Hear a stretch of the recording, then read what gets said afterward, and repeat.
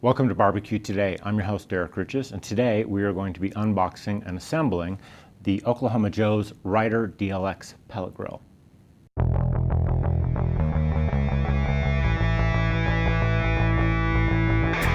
Oklahoma Joe's is a brand owned by Charbroil, and one of the problems I've had with Charbroil is if they can make it out of plastic, they will.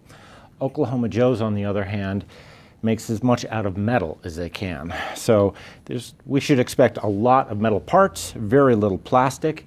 And this pellet grill, which is going to sell for about $650, has some unique features, including the promise of a 650-degree maximum grilling temperature. It has a smoker sear mode, meaning that the baffle, the deflector inside the unit, can be moved to give you direct grilling capabilities. So this grill is going to promise searing power. It also has a bucket to dump your pellets into and a cleaning mechanism for your fire pot. So let's get this thing open and see what we can find inside.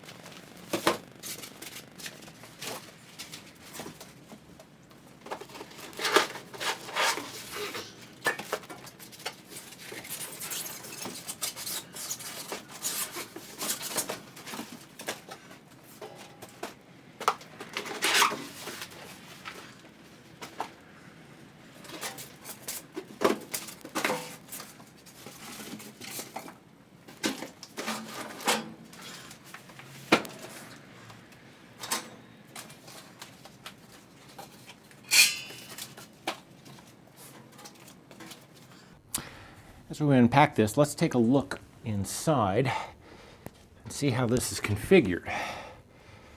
Down in here is the fire pot. If you look down inside here, you'll see that there's a slotted bottom to our fire pot. I don't know how well you can see that. We don't have to disassemble anything to clean out the fire pot on this unit, so that's really nice. Ashes will fall out through the bottom. This baffle here, controlled from the front, gives us our indirect smoking setting and our direct fire sear setting.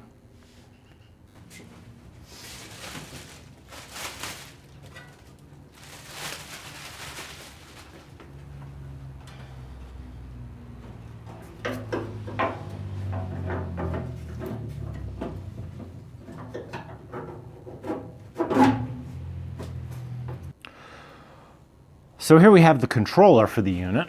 We have an on and off button. There are two temperature probe ports in the bottom here. If you can see, right in here is a little cover we can run our probes through. Our display is here. This will give us a time setting and the temperature on the probe setting. The unit is controlled by this dial, and you can see it doesn't exactly go for precision here. It's a 25-degree increment setting until we get to 350 degrees. And then we have the somewhat strange low, medium, high. Ostensibly, our high is the 650-degree setting. So these are our smoker settings. So these are our smoking temperatures. We have our baffle set to indirect. We'll run through these temperature ranges. Then, if we want to go to higher temperature cooking, we open the baffle and move to our low, medium, or high. Interesting, this dial just turns all the way around, so you can go any direction you want with it. On the underside, we can see this is the air intake for our blower. This is where our pellets are going to drop out. Now here and here, Well, these are grease drains. Yeah, there's 2 of them. And this right here, this is where our ash clean out is going to be. It's a nice stainless steel part, so let's get the legs on.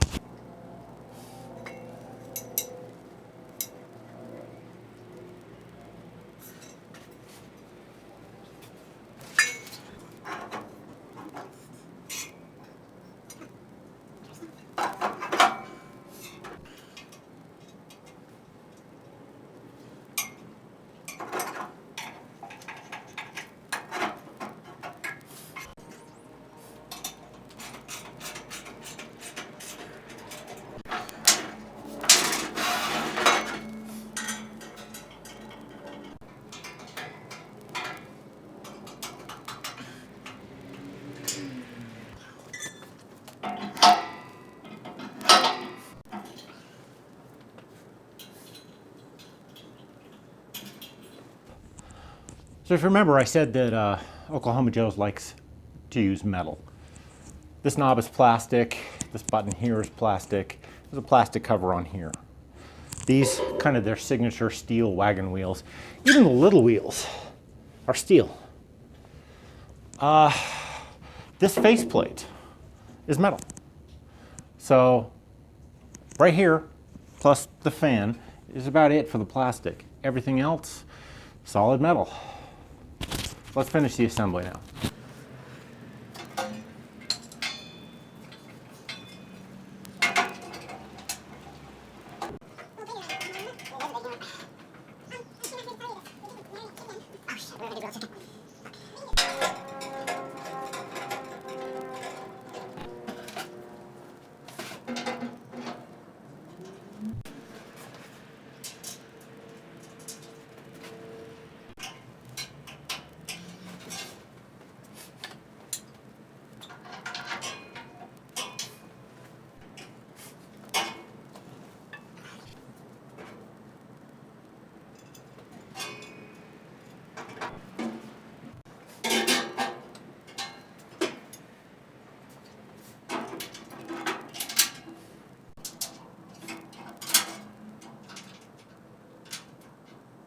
So this is a feature that I actually really like about this.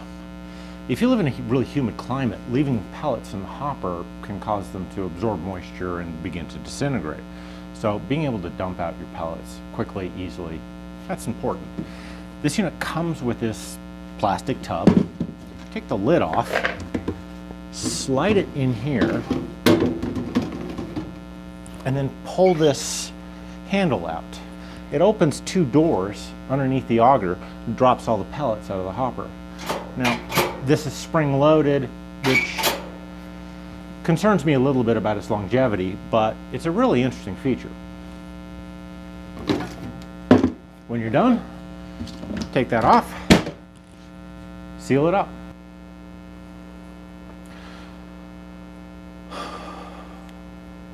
Okay, so as I said before, we have our baffle for direct searing and indirect grilling.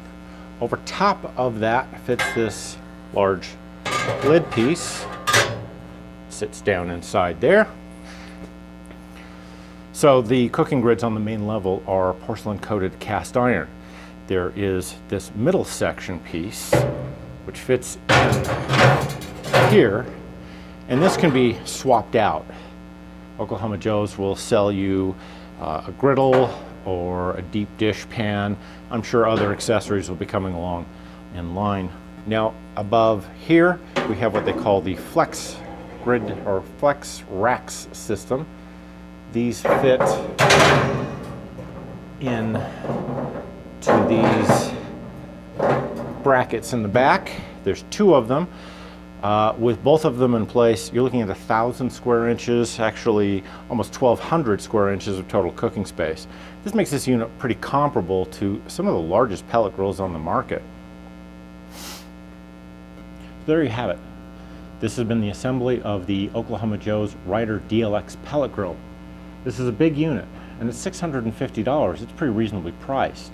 You don't get Bluetooth, you don't get Wi-Fi. There's no network connectivity here. It's pretty basic from that standpoint. The sear function and the smoke function, that's a good asset. It really gives a lot of versatility to this unit. I'm still not fond of the dangling grease buckets, but you know, what are you going to do? I like the ease with which you can clear out all the wood pellets and the fact that you've got someplace to put them. That's a great feature and I really like it. We'll be firing this up and we're going to be doing some cooking on it. So I hope you all come back. We'll get a full review of this together very soon. And just so you don't miss it, please hit the subscribe button down below and give this video a thumbs up if you like it. I'm Derek Riches, and I will be seeing you again shortly.